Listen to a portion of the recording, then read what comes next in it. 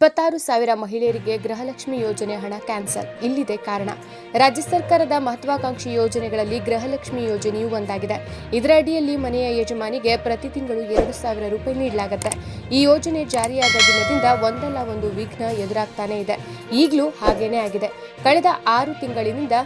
ಕಳೆದ ತಿಂಗಳು 6ನೇ ಕಂತಿನ ಹಣ ಬರೋಬ್ಬರಿ 26,000 ಮಹಿಳೆಯರ ಖಾತೆಗೆ ಬರುವ ಸಾಧ್ಯತೆ ಇಲ್ಲ. ಇದಕ್ಕೆ ಕಾರಣವೂ ಇದೆ. ಹಾಗಾದ್ರೆ ಏನು ಅಂತ ನೋಡೋಣ. ರಾಜ್ಯ ಸರ್ಕಾರವು ನೀಡಿದ ಅಂಕಿಅಂಶಗಳ ಪ್ರಕಾರ ಪ್ರತಿ ತಿಂಗಳು 1.17 ಕೋಟಿ ಮಹಿಳೆಯರು ಗೃಹಲಕ್ಷ್ಮಿ ಯೋಜನೆ ಫಲಾನುಭವಿಗಳಾಗಲು ಅರ್ಹರಾಗಿದ್ದರು. ಆದರೆ ಇದುವರೆಗೆ ಸಂಪೂರ್ಣವಾಗಿ ಯೋಜನೆ ಯಶಸ್ವಿ ಮಾಡಲು ಸಾಧ್ಯವಾಗಿಲ್ಲ. ಡಿಸೆಂಬರ್ ತಿಂಗಳಲ್ಲಿ ಮುಖ್ಯಮಂತ್ರಿಗಳ ಸೂಚನೆ ಮೇರೆಗೆ ಗ್ರಾಮ ಪಂಚಾಯತ್ ಮಟ್ಟದಲ್ಲಿ ಪಿಡಿಒ ನೇತೃತ್ವದಲ್ಲಿ ಗೃಹಲಕ್ಷ್ಮಿ ಕ್ಯಾಂಪ್ ನಡೆಸಲು ತಿಳಿಸಲಾಗಿತ್ತು. ಪಿಡಿಒಗಳ ಗ್ರಾಮದಲ್ಲಿರುವಂತಹ ಪ್ರತಿ ಮನೆಗೆ ತೆರಳಿ ಸರ್ವೆ ನಡೆಸಬೇಕು. ಒಂದ್ ವೇಳೆ ಯಾರಿಗಾದ್ರೂ ಗೃಹಲಕ್ಷ್ಮಿ ಯೋಜನೆಯಡಿ ಹಣ ಜಮಾ ಆಗದೇ ಇದ್ರೆ ಯಾವ ರೀತಿಯ ತೊಂದರೆ ಎದುರಾಗಿದೆ ಅಂತ ತಿಳಿದು ಸರಿಪಡಿಸಲು ಸೂಚನೆ ನೀಡಲಾಗಿತ್ತು. ಒಟ್ನಲ್ಲಿ ಅರ್ಜಿ ಸಲ್ಲಿಸಿದ ಎಲ್ಲರಿಗೂ ಯೋಜನೆ ತಲುಪಿಸುವುದು ಸರ್ಕಾರದ ಗುರಿಯಾಗಿದೆ. ಈ ಬಾರಿ ಗೃಹಲಕ್ಷ್ಮಿ ಯೋಜನೆಯಲ್ಲಿ ಒಂದು ಮಹತ್ವವಾದ ವಿಚಾರವಿದೆ.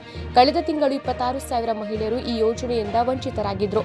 ಇವರು ಅರ್ಹ ಮಹಿಳೆಯರಾಗಿದ್ರು. ಅವರ ಖಾತೆಗೆ ಹಣ ಜಮೆ ಆಗಿರಲಿಲ್ಲ.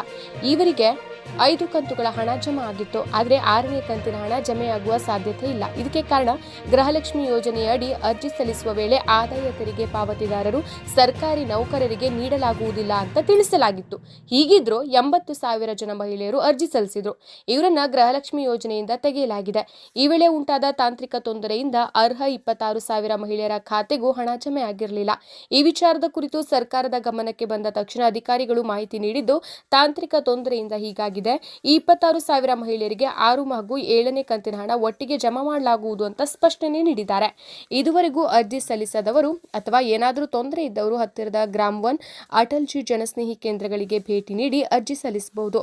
ಈ ಮೂಲಕ ನೀವು ಸಹ ಗೃಹಲಕ್ಷ್ಮಿ ಯೋಜನೆಗೆ ಲಾಭ ಗಳಿಸಬಹುದಾಗಿದೆ.